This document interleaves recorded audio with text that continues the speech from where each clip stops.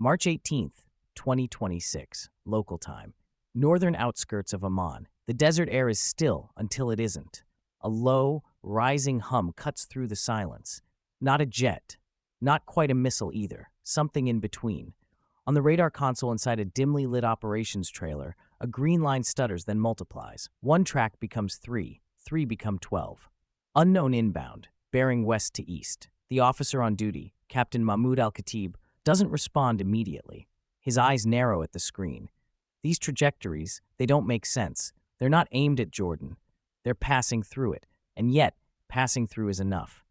Outside, a Patriot missile battery pivots with mechanical urgency. Hydraulics hiss. Launch rails tilt upward toward a sky that still looks empty to the naked eye. But you can feel it now, that pressure in the air, like a storm about to break. Then the first streak appears. A thin, glowing line slices across the darkness, moving impossibly fast. Another follows, and another. Within seconds, the sky above Jordan, neutral, untouched, deliberately avoided for weeks, becomes a corridor of fire. You can almost hear the calculations happening in real time. If they intercept, they risk escalation. If they don't, what if one deviates?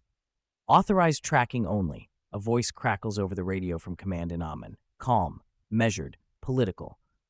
Captain Al-Khatib exhales slowly, tracking only. But then one of the trajectories shifts. It's subtle, just a slight deviation. But on a radar screen, a few degrees can mean everything. Sir, track 7 is drifting. Now the room moves. Hands fly across consoles. Another officer leans in, recalculating vectors. The system updates. The projected path redraws itself. Closer, too close. Outside, the missile battery locks. For weeks, Jordan had walked a careful line, officially neutral. Quietly alert, watching as the conflict between Iran and Israel unfolded across distant skies and contested waters, watching as missiles flew over Iraq, over Syria, always close but never crossing this line. Until now, requesting permission to engage. Silence. In that silence, you can feel the weight of diplomacy pressing down on a single decision. Because this isn't just about a missile, it's about what happens after. If Jordan fires, it's no longer just watching the war. It's in it. The radio crackles again, but before the command comes through, the sky answers first. A flash. High above, one of the inbound objects detonates midair, intercepted, but not by Jordanian systems. The explosion blooms briefly, illuminating the desert below in stark white light. Fragments scatter like sparks, burning out as they fall. For a split second, everyone freezes. Then the realization hits. These are not isolated launches. This is a stream. A continuous flow of missiles and drones crossing sovereign airspace like it no longer matters. Sir, we're seeing additional launches, multiple origins. The radar fills again, and this time there are too many to ignore. Across the region, similar scenes are unfolding. In northern Saudi Arabia, near Tabuk, Royal Saudi Air Defense units are already scrambling. Radar operators track incoming objects that aren't targeting Saudi cities, but they're passing dangerously close to critical infrastructure. Oil facilities, air bases, civilian flight paths. In the UAE, outside Abu Dhabi, early warning systems trigger alerts just before 3 a.m. The sky over the Gulf, once tightly controlled, carefully monitored, begins to fill with intersecting trajectories, some heading toward Israel, others toward the eastern Mediterranean. All of them crossing lines that, until now, had been respected. Neutral airspace, a concept that suddenly feels outdated. Back in Jordan, Captain Al-Khatib watches as the radar screen becomes a living map of chaos. This isn't spillover, one of the technicians mutters. This is routing. He's right. The missiles aren't accidentally drifting into neutral airspace. They're using it, routing through it to avoid detection, to complicate interception, to exploit hesitation. Because every second Jordan hesitates, every moment spent waiting for political clearance, is another moment those missiles remain untouched, another moment closer to their targets. Sir, we're losing separation between tracks. If one breaks, I know. And then it happens. A drone, smaller, slower, harder to track, drops altitude unexpectedly. Its path curves slightly south, no longer cleanly passing through Jordanian airspace. Now it's dipping into it, not by accident, by design. The system flags it immediately. Confirmed deviation. This one's inside our engagement zone. The room goes silent again. But this silence is different. This isn't hesitation. This is realization. Neutrality isn't holding. It's being tested, pressured, exploited. And in that moment, Captain Al-Khatib understands something that will ripple across the entire region within hours. There is no such thing as staying out of a war that passes directly overhead. Permission to engage, he says again, more firmly this time. The response comes faster now. Engage. Outside, the Patriot system fires. A thunderous blast rips through the quiet desert night as the interceptor missile launches, streaking upward to meet the incoming drone. For a brief moment, the two trajectories converge, then collide in a flash of light that turns night into day. Debris falls, silence returns. But it doesn't feel like peace anymore. It feels like a line has been crossed. Within minutes, the decision in Jordan echoes across the region. Saudi Arabia authorizes selective interceptions. The UAE follows, activating layered air defense systems to track and, if necessary, engage threats crossing their airspace. Each decision is framed as defensive, limited, necessary. But collectively, they mark something much bigger. Neutral skies are gone. And as dawn approaches over the Middle East, a new reality begins to take shape, one where countries that never intended to join the war are now actively shaping its outcome. Not by choice, but because the war has found them anyway, and this is only the beginning. 3:27 a.m., Northern Sector Command, Kingdom of Saudi Arabia, near Tabuk. The operations room is louder than it should be at this hour. Not with panic, but with friction. Radios overlapping. Analysts talking over each other. The constant, low tension of professionals realizing the situation is moving faster than their doctrine ever anticipated. On the central display, a digital map stretches from western Iran to the eastern Mediterranean. Dozens of tracks arc across it, some ballistic, some low altitude, some erratic, each labeled, each moving. Colonel Fahd al-Harbi stands with his arms crossed, eyes fixed on the screen. He's seen missile attacks before, interceptions, drills, even real engagements, but not like this. These paths, he says quietly, they're not random. A junior officer hesitates before responding. No, sir, they're optimized. Optimized, the word hangs in the air, because what they're seeing isn't chaos, it's design. Missile and drone trajectories deliberately threading through neutral airspace, forcing countries like Saudi Arabia and Jordan into impossible decisions. Engage and risk escalation. Don't engage and risk impact. Whoever planned this, another officer mutters, understood our rules better than we do. Outside, the desert night is no longer quiet. A Patriot battery locks onto a fast-moving object cutting across northern Saudi airspace. The missile isn't targeting the kingdom, but it's passing within range of a critical logistics corridor used by coalition forces. Track 21 entering engagement envelope.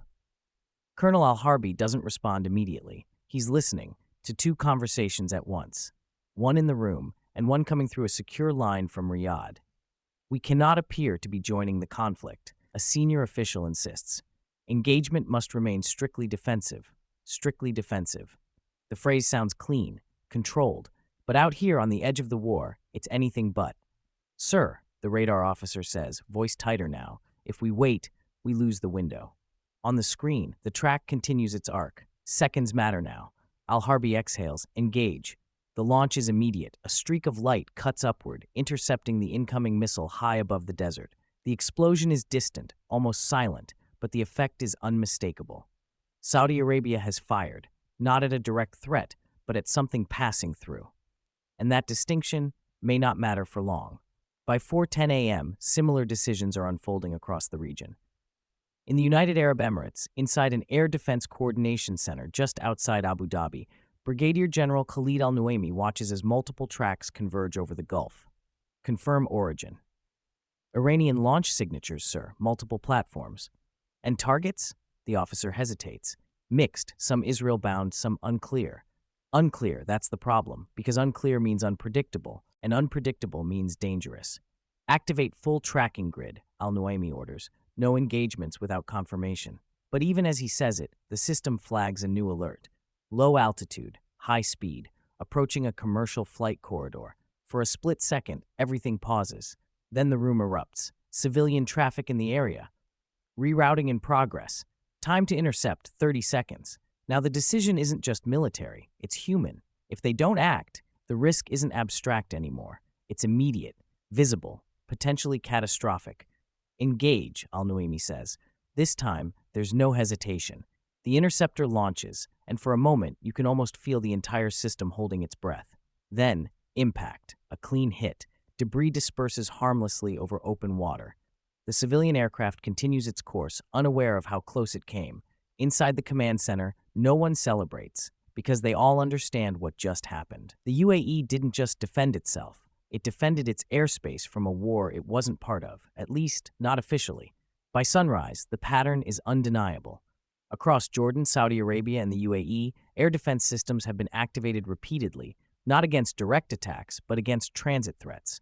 Missiles, drones, debris, all crossing lines that once defined neutrality. And with each interception, a new precedent is set. Because every time a neutral country fires, it becomes part of the engagement chain, part of the outcome, part of the war. Back in Amman, Captain Al-Khatib steps outside the operations trailer as the first light of dawn breaks over the desert. The sky is quiet, no streaks, no explosions, just a pale blue horizon stretching endlessly in every direction. For a moment, it almost feels normal. But then he looks down, at the ground. Scattered across the sand are fragments, twisted metal, scorched components, pieces of something that was never supposed to be here. He picks one up, still warm, still real, and in that moment, the abstraction disappears. This isn't someone else's war anymore. It's here, on their soil, in their sky. Inside, the reports are already coming in, multiple interceptions, no confirmed impacts, civilian traffic rerouted, systems holding for now. But there's something else, a new line in the intelligence summary.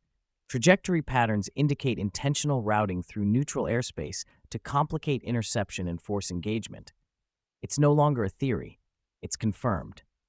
And with that confirmation comes a deeper realization, one that's beginning to take hold not just among military commanders, but among political leaders across the region. Neutrality isn't being respected, it's being used. And that changes everything. Because if your airspace becomes a battlefield, whether you choose it or not, you're no longer outside the conflict. You're inside it, even if you never wanted to be. By mid-morning, emergency meetings are underway in capitals across the Middle East, in Riyadh, in Abu Dhabi, in Amman. The language is careful, controlled, diplomatic. But beneath it, there's urgency. Because the question is no longer whether to stay neutral. It's how to survive while pretending to be, and how long that balance can possibly last. Because if the night proved anything, it's that the war doesn't need permission to cross borders. And next time, it might not just pass through. 11:42 a.m., Royal Court Compound, Riyadh. The room is quiet in a way that feels deliberate. Heavy doors closed, phones placed face down. A single digital screen at the far end of the table cycles through radar captures from the night before, frozen arcs of light crossing borders that, on paper, still exist. Crown Prince Mohammed bin Salman sits at the head of the table, unmoving. Around him, senior defense officials, intelligence advisors, and foreign policy strategists exchange brief, measured glances. No one speaks first, because everyone already knows what the footage shows. Not an accident, not spillover, a system. These were not stray trajectories, says General Fayyad al-Ruwaili, chief of the general staff, finally breaking the silence. His voice is calm, but there's something under it, something sharper. They were planned routes, deliberate corridors. He taps the screen. A cluster of lines appears, missile paths threading through Jordanian and Saudi airspace before continuing west. They used our hesitation, he adds. Across the region, similar conversations are unfolding. In Abu Dhabi, the tone is less restrained, but no less controlled. Inside a secure briefing room, Brigadier General Khalid al-Nuaimi stands before a wall of data. Last night, he says, we intercepted 3 objects that were not targeting us. He pauses, but they endangered us. The distinction matters because it reframes the entire situation. This isn't about joining a war. It's about a war that has already entered your operational space. Back in Riyadh, the discussion shifts from what happened to what comes next. We cannot allow our airspace to be used as a corridor, one advisor says. If we do, we lose control of escalation. Another counters immediately. And if we engage every crossing object, we become a participant. There it is, the dilemma, spoken out loud. Engage and risk being seen as part of a coalition. Hold back and risk becoming a highway for conflict. Crown Prince Mohammed bin Salman finally leans forward. What are our options, he asks, not rhetorically, operationally. The answer isn't simple. It never is. Option 1, General Al-Rawali begins, we maintain current posture. Engage only when there is a clear threat to territory or assets. A pause. Option 2, we expand engagement criteria. Any object entering our airspace without coordination is treated as a potential threat. That's a shift, a significant one, because it removes ambiguity and replaces it with action. And option 3, the Crown Prince asks. The room hesitates, because everyone knows what it is. Coordination, the general says carefully, with external partners. He doesn't say who. He doesn't have to. The implication hangs in the air. Coordination means sharing radar data, aligning interception zones, possibly even integrating systems. It means moving from passive neutrality to active alignment, even if it's never officially declared. Meanwhile, in Oman, the tone is more urgent. Jordan doesn't have the luxury of distance. Its airspace is smaller, its margins tighter. Inside a high-level security meeting, King Abdullah II listens as his advisors present updated projections. If the current pattern continues, one analyst explains, we can expect increased frequency of crossings, possibly saturation. Saturation? The king repeats. Yes, Your Majesty. Enough volume to overwhelm selective engagement. In other words, soon, choosing what to intercept may not be an option at all. Outside these rooms, the public narrative remains controlled. Official statements emphasize restraint, stability, commitment to de-escalation. But behind closed doors, the language is changing, from neutrality to control, from observation to management, because the war is no longer something happening over there, it's something moving through. By early afternoon, the first signs of that shift begin to surface, not in speeches, but in systems. Saudi Arabia quietly expands its engagement envelope, allowing earlier tracking and faster authorization for interception. The UAE activates additional radar coverage over the Gulf, tightening surveillance of low-altitude threats. Jordan increases coordination between civilian and military air traffic control, preparing for more frequent disruptions. None of these moves are dramatic. None of them are announced with urgency. But together, they form a pattern, a quiet escalation, and something else, a message, not public, not official, but real. Through back channels, signals begin to pass between regional powers and external actors. Data sharing, early warning coordination, deconfliction protocols, carefully worded, deniable, limited, but unmistakable. Because for the first time since the conflict began, neutral states are starting to act like participants. Late in the day, as the sun begins to dip over Riyadh, a final briefing is delivered, new intelligence, new projections, and one line that changes the tone of the entire room. Next wave expected within 12 hours. No one reacts immediately, but you can feel it. The shift from reaction to anticipation, because now they know. Last night wasn't an anomaly, it was a test, a probe, a demonstration of what's possible when you turn neutral airspace into a battlefield. And if it worked once, it will be used again. As the meeting adjourns, Crown Prince Mohammed bin Salman remains seated for a moment longer, looking at the screen, at the lines, at the paths that no longer respect borders. You can't stay neutral, he says quietly, almost to himself, in a sky that's already at war. And as night approaches once more across the Middle East, systems power up, radars recalibrate, missile batteries realign, pilots are placed on standby, not because they chose this fight, but because it's coming back. And next time, it won't just test their resolve, it will test their limits. 11:58 p.m. Eastern approaches to Abu Dhabi. The alert comes before the sound. Inside the Air Defense Coordination Center, a sharp tone cuts through the low murmur of operators. Screens flash. New tracks appear, faster this time. More numerous. Multiple launches detected. Western Iran. No one looks surprised. They were expecting this. What they weren't expecting was the scale. Within seconds, the display begins to populate. 10 tracks, then 20, then more. Ballistic arcs rise high, almost elegant in their geometry. Beneath them, lower altitude signatures weave unpredictably, drones likely. Slower, harder to track, harder to predict, a layered attack designed to stretch defenses, designed to confuse. Confirmed trajectories, Brigadier General Khalid al-Nuaimi orders, already leaning forward. Mixed vectors, sir. Some direct west, others deviating. Deviating, again, hundreds of kilometers away, in northern Saudi Arabia near Tabuk, Colonel Fahd al-Harbi is already watching the same pattern unfold. But now the timing is tighter. The spacing between objects is narrower, and the intent clearer. They're stacking the corridors, one analyst says. Stacking, layering multiple trajectories through the same slices of airspace, forcing defenders to make rapid, repeated decisions in the same geographic zones. It's not just about crossing neutral skies anymore. It's about overwhelming them. Back in the UAE, the first objects begin to descend. High-altitude missiles arc downward, their paths intersecting over the Gulf. Below them, drones skim just above radar thresholds, adjusting course in real time. Engagement criteria? An officer asks. Al-Nuaimi doesn't hesitate this time. Any object entering controlled airspace without identification, engage. The shift is complete. No more waiting for confirmation of intent. No more assumption of transit. If it's in the sky and it's not theirs, it's a threat. Outside, the night ignites. The first interceptor launches with a blinding flash, followed by another and another. Within seconds, the air is alive with motion. Missiles streaking upward, crossing paths with incoming targets in a chaotic web of light. You can almost feel the vibrations through the ground. Hear the distant thunder of intercepts echoing across the desert and water. Above, one of the ballistic threats breaks apart mid-flight, scattering fragments that burn briefly before fading into darkness. But there's no time to watch, because more are coming. In Amman, Captain Mahmoud Al-Khatib is back at his station. The radar screen is no longer a map, it's a storm. Track density increasing, a technician reports. We're approaching saturation. Saturation, the word they feared. Too many objects, too little time.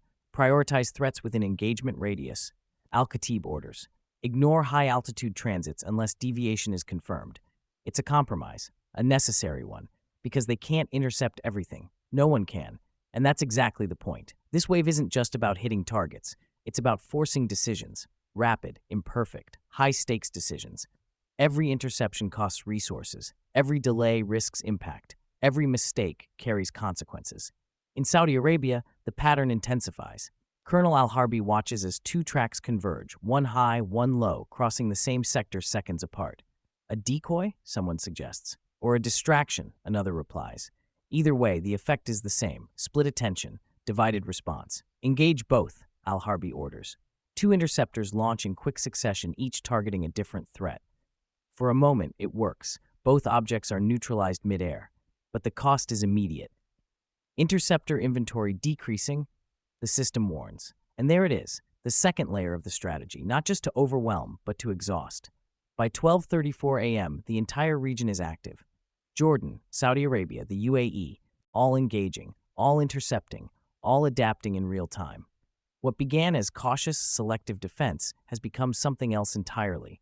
A coordinated, if unofficial, air defense network, not formally aligned, but functionally connected, because the threats don't respect borders. So the response can't either. And then something changes. A new track appears on multiple systems simultaneously, faster than the others, lower than the ballistic arcs, more direct. Unidentified object, the system flags. High velocity, irregular profile. It doesn't fit the pattern, not a standard missile, not a typical drone, something else. Origin, Al-Nuaimi asks, unclear. Trajectory? The answer comes a second later, crossing multiple airspaces. Estimated path. The officer stops, because the projection line doesn't just pass through one country, it cuts across all of them, from east to west, a straight line, uninterrupted. For a moment, no one speaks, because this is new, not just a corridor, a statement, a demonstration that the entire region's airspace can be traversed, end to end, under fire. Who engages? Someone finally asks. It's a simple question, but it doesn't have a simple answer, because this object is everyone's problem, and no one's responsibility. In Amman, Al-Khatib sees it too, the same track, the same path. Time to entry, 20 seconds. In Tabuk, Al-Harbi watches as it approaches his sector, velocity increasing. In Abu Dhabi, Al-Nuaimi's system calculates interception windows, limited opportunity, 3 countries, 1 object, seconds to decide, and then a message flashes across the secure network. Not a command, not an order, a coordination request, shared, simultaneous, urgent. For the first time since the war reached their skies, they're not acting alone. Prepare joint interception, Al-Nuaimi says. The words feel unfamiliar, but outside, 3 different missile systems, hundreds of kilometers apart, begin to align, tracking the same object, calculating the same solution, acting on the same moment. Because neutrality is no longer the question, survival is. And as the unidentified object tears across the night sky, faster, lower, more deliberate than anything before, the region faces a new reality. This is no longer a series of crossings. It's a connected battlefield. And what happens next will decide whether these nations remain on the edge of the war or become part of its core. March 19th, 2026. 12:41 a.m., multi-sector airspace spanning Amman, Tabuk, and Abu Dhabi. The object doesn't slow down. On 3 separate radar systems, hundreds of kilometers apart, it appears as the same thing, an anomaly.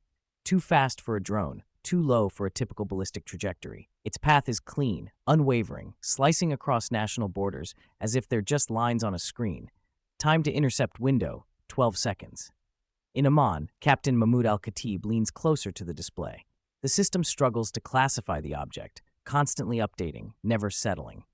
Hypersonic? One technician whispers. No one answers, because if it is, everything they've been doing tonight might not be enough. In Tabuk, Colonel Fahd al-Harbi receives the same feed, shared in real time through an improvised coordination channel that didn't exist 24 hours ago. Joint solution confirmed? He asks. A pause. Then, partial lock, Jordan tracking, UAE calculating intercept geometry. Partial. Not perfect, but it's all they have. In Abu Dhabi, Brigadier General Khalid al-Nuaimi watches as the engagement window narrows, velocity increasing in operator reports. We're losing time. Al-Nuaimi makes the call. Execute coordinated intercept, all systems. There's no formal agreement, no signed protocol, just 3 nations linked by necessity acting in the same moment. Outside, the launches begin. In Jordan, a Patriot interceptor ignites, punching into the night sky with a deafening roar. Seconds later, in northern Saudi Arabia, another missile follows, its trajectory angled to meet the target from a different vector. And over the Gulf, UAE systems fire in near-perfect synchronization, creating a converging pattern of intercept paths. 3 countries, 3 launches, 1 target. You can almost see it. Lines of light climbing into the darkness, bending toward a single point that's moving faster than any of them expected. For a moment it feels impossible. Too fast, too precise, too late. Distance closing, Al-Khatib says under his breath. In Tabuk, Al-Harbi watches the projected intercept point flicker, adjust, then stabilize. Come on. In Abu Dhabi, Al-Nuaimi doesn't speak at all. He just watches. Then contact. A flash. Brighter than the others. Sharper. For a split second, the sky seems to tear open, an explosion at high altitude that blooms and collapses almost instantly. On the screens, the track disappears, replaced by fragments, debris, silence. No one moves, not at first, because they're waiting for confirmation, for secondary tracks, for anything that suggests the object survived. But nothing comes. The anomaly is gone. Intercept confirmed, a voice finally says, and just like that, it's over. Inside the command centers, the reaction isn't celebration. It's something quieter, more complex, because everyone understands what just happened. This wasn't just a successful interception. It was a joint action, unplanned, unannounced, but undeniable. In Amman, Al-Khatib leans back slightly, exhaling for what feels like the first time in minutes. We got it, one of his team members says. He nods, but his eyes are still on the screen, because even as the anomaly disappears, new tracks are already forming. In Tabuk, Al-Harbi turns to his communications officer. Log everything, he says. Every second, every coordination point. Yes, sir. Because this changes doctrine. In Abu Dhabi, Al-Nuaimi steps away from the console, just for a moment. He looks up, as if he can still see the point where the intercept happened, where 3 separate systems from 3 separate countries acted as one. And in that moment, a realization settles in. Not sudden, not dramatic, but certain. They are no longer operating independently. Within minutes, secure lines activate, data is exchanged, timelines are compared, engagement sequences are analyzed, not as separate reports, but as a single event, a shared operation. And somewhere in that process, something shifts. Quietly, irreversibly, because once you've coordinated once, you can do it again. And once you can do it again, you're no longer just defending your own airspace, you're defending a system. By 1:20 a.m., the immediate wave begins to subside. Fewer tracks, wider spacing, the intensity drops, but the tension doesn't, because now everyone is thinking the same thing. What was that object? And why send it across all 3 airspaces at once? In Riyadh, preliminary analysis begins almost immediately. Speed, altitude, flight profile. None of it fits cleanly into known categories. Test platform, one analyst suggests. Demonstration, another replies. Of capability, of reach, of coordination, forced or otherwise. Because the message isn't just about what was launched, it's about what it forced. 3 nations, 3 systems, 1 response. Back in Amman, Al-Khatib looks at the final report as it comes through. Joint intercept. The words feel unfamiliar, heavy. He glances outside. The sky is quiet again, but it doesn't feel the same. It feels connected, watched, shared, because the boundary between their airspace and our airspace, it's starting to blur. And as the systems reset, as the operators rotate out, as the night slowly gives way to morning, a new question begins to take shape, not about what just happened, but about what it means. If 3 neutral countries can coordinate under pressure, what happens when that coordination becomes intentional, planned, permanent? Because the next wave won't just test their defenses, it will test their alignment. And once that line is crossed, there may be no going back. 085 a.m., secure communications hub, outskirts of Riyadh. The room doesn't look like a war room. No giant screens, no dramatic lighting, just rows of terminals, encrypted lines, and a handful of officers speaking in low, controlled voices. But what's happening here will shape everything that follows. Data link established, a technician confirms. A second later, Jordan feed received. Then, UAE systems synchronized. 3 separate networks, now connected. It's not announced. There's no press release, no declaration of alliance. But the architecture is there. Live radar sharing, coordinated tracking, deconfliction channels that allow systems in different countries to see the same sky at the same time with the same information. For the first time, the region isn't reacting as isolated nodes. It's acting quietly as a network. Colonel Fahd al-Harbi studies the combined display. It's different now, cleaner, more complete. Tracks that once disappeared at borders now continue seamlessly across them. Gaps are filled, blind spots reduced. This changes everything, one of his officers says. Al-Harbi doesn't disagree, because with shared data comes shared responsibility, and with shared responsibility comes shared risk. In Amman, Captain Mahmoud Al-Khatib notices it immediately. Range extension confirmed, a technician reports. We're seeing beyond our sector, beyond. That word matters, because until now, Jordan's visibility ended at its borders. Now it extends hundreds of kilometers outward, into airspace it doesn't control, but can now observe. Track correlation improved, another voice adds. Fewer ghost signatures, fewer unknowns. In a war defined by uncertainty, that's power. In Abu Dhabi, Brigadier General Khalid al-Nuaimi reviews the overnight data, the joint intercept, the shared timing, the alignment. It worked, one of his analysts says. Al-Nuaimi nods. Yes, he replies, it did. A pause, but now it becomes expected. And that's the problem. Because what was once an emergency response is quickly becoming standard procedure. And standard procedures have consequences. By mid-morning, the coordination expands, not publicly, not officially, but operationally. New protocols are drafted, informal, flexible, deniable.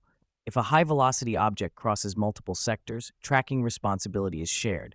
If engagement is required, the closest viable system takes the shot, but others support with data. If debris falls, alerts are distributed across all connected nodes. It's not an alliance, but it functions like one, and outside the region, people are noticing. In Washington, analysts review the same data streams, some directly, some through allied channels. They're integrating, one intelligence officer says. Ad hoc, another replies, but effective. Effective, that's what matters. Because effectiveness changes perception, and perception drives strategy. In Tehran, the interpretation is different. Inside a secure briefing, a senior IRGC commander studies reports from the previous night. 3 systems engaged a single object, an officer explains. Coordinated timing. The commander leans back slightly. So, he says, they've begun. Not reacting, not improvising. Beginning. Because from this perspective, the message is clear. Neutral states are no longer neutral in function.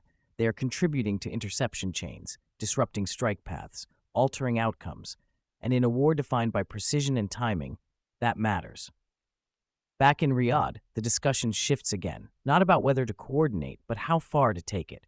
We need boundaries, one advisor insists. Limits. Limits are already gone, another replies. The sky doesn't have them anymore. The argument is quiet, measured, but beneath it, there's something else. Acceptance, because the reality is settling in. This isn't temporary. It's not a one-night adjustment. It's a new operating environment.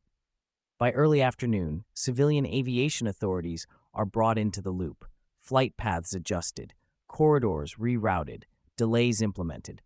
Passengers are told it's precautionary.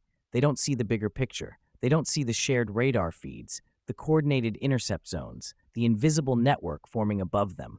But they feel it, in delays, in diversions, in the subtle shift of a region that no longer feels distant from conflict. And then, another alert. 14:22 p.m. local time. New launches detected. Fewer this time, more precise. In Amman, Al-Khatib sees the tracks appear. In Tabuk, Al-Harbi watches them align. In Abu Dhabi, Al-Nuaimi's system begins calculating intercept windows. But something is different. These are tighter, a technician notes, narrower corridors, less spread, more focus. It's not a wave, it's a probe, a test of the new system. Because whoever is launching these objects, they're watching too, watching how the region responds, how quickly it coordinates, where the gaps still are. Shared tracking active, Al-Khatib confirms. Engagement decision pending, Al-Harbi adds. Solutions ready, Al-Nuaimi reports. 3 voices, 3 countries, 1 process. And as the new trajectories cut across the sky, more deliberate, more controlled, a realization begins to take hold, not just among the operators, but among the decision makers. This isn't just about defense anymore. It's about adaptation, evolution, a shift from isolated reactions to integrated response. And once that shift happens, it doesn't reverse. Because the next phase of the conflict won't be defined by who launches more missiles, but by who controls the space between them. And right now, that space is no longer neutral. As the new tracks approach engagement range, systems across 3 countries prepare to act, again together. Not because they planned it, but because they've already done it once. And this time, it feels less like an emergency, and more like a strategy. Which raises a final unsettling question. If neutrality has already evolved into coordination, how long before coordination becomes commitment? March 20th, 2026. 6:12 a.m., dawn over Amman. The sky looks calm. Soft light spills across the desert. The horizon is clear. No streaks, no explosions, no sound except the distant hum of generators and the occasional call over a radio. But inside the operations center, no one trusts the silence anymore, because now they know what comes after it. Captain Mahmoud Al-Khatib stands over the console, scanning a sky that appears empty, but isn't. System status? Full operational, a technician replies. All links active. All links. Jordan, Saudi Arabia, the UAE, still connected, still sharing, still watching the same sky. Across the region, the same quiet tension holds. In Tabuk, Colonel Fahd al-Harbi reviews overnight logs, joint intercept data, synchronized tracking, engagement timing down to fractions of a second. In Abu Dhabi, Brigadier General Khalid al-Nuaimi watches live feeds scroll across his screen, each track now tagged not just by origin, but by shared verification. 3 systems, 1 picture. And then, the alert. 16 a.m., multiple launches detected. Not a wave, not a swarm, something else. On the shared display, the tracks appear fewer than before but tighter, cleaner, more deliberate. Precision routing, one analyst says. He's right. These aren't flooding the system. They're testing it, pushing it, adapting to it. Estimated paths? Al-Khatib asks. The answer comes quickly. Direct crossings, minimal deviation. No more probing, no more hesitation. These trajectories cut straight across multiple airspaces, Jordanian, Saudi, Emirati, without adjustment, as if the boundaries don't exist anymore. In Tabuk, Al-Harbi sees the same pattern. They're not avoiding us, he says quietly. They're ignoring us. And that changes the equation, because ignoring neutral airspace isn't just a tactic, it's a statement. In Abu Dhabi, Al-Nuaimi's system calculates intercept windows, simultaneous entry across sectors, an operator reports. Engagement timing overlaps, meaning no single country can handle this alone, not without gaps, not without risk. For a moment, the network holds. 3 countries, 3 systems, all tracking, all calculating, all waiting, and then the decision comes. Not from one capital, not from one command, but from the system itself. Execute coordinated defense. This time, there's no hesitation, no debate, no pause for political clearance, because the precedent has already been set. The alignment already exists. Outside, the launches begin again. Jordan fires first, interceptors streaking upward to meet the nearest threats. Seconds later, Saudi systems engage, filling the gaps between trajectories. Over the Gulf, UAE batteries launch in rapid succession, creating a layered shield that spans hundreds of kilometers. You can almost see it now. Not three separate responses, but one continuous defense. A wall of motion, a network in action. Above, the sky erupts. Interceptors collide with incoming missiles in bursts of light that ripple across the horizon. Drones are tracked, engaged, destroyed, some mid-flight, others just before they can descend. Fragments fall, smoke lingers, but the system holds. Track 12 neutralized. Track 14 confirmed destroyed. Track 16, intercept successful. The calls come in rapid succession, each one a small victory, each one part of something larger, and then silence.